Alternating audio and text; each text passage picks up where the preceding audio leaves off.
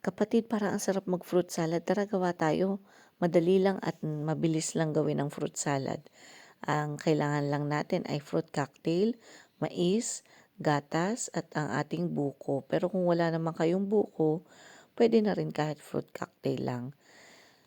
Tinanggal natin ang syrup ng ating fruit cocktail para hindi agad mapanis ang ating buko.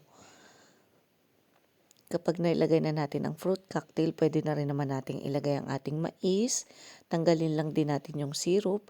At pagkatapos, ilagay na rin natin ang ating nata. Konti lang ang nilagay kong nata. Hindi ko nilahat kasi konti lang din naman ang ginawa kong buko salad. Ilagay na rin natin ang ating condensed milk. Hindi ko rin nilagay lahat na isang lata, kalahating lata lamang. Inilagay ko na rin ang islagsani. Pwede ring evaporated milk ang gamitin nyo para hindi masyadong matamis. At pagkatapos ay halu-haluin lamang natin ito. At pwede rin kayong maglagay ng creme fraiche para siyang nestle cream sa atin. Kaso naubusan ako kaya okay na yang condensed milk at ang ating evaporated milk. Halu-haluin lang natin hanggang sa mag-mix lahat ng ating ingredients.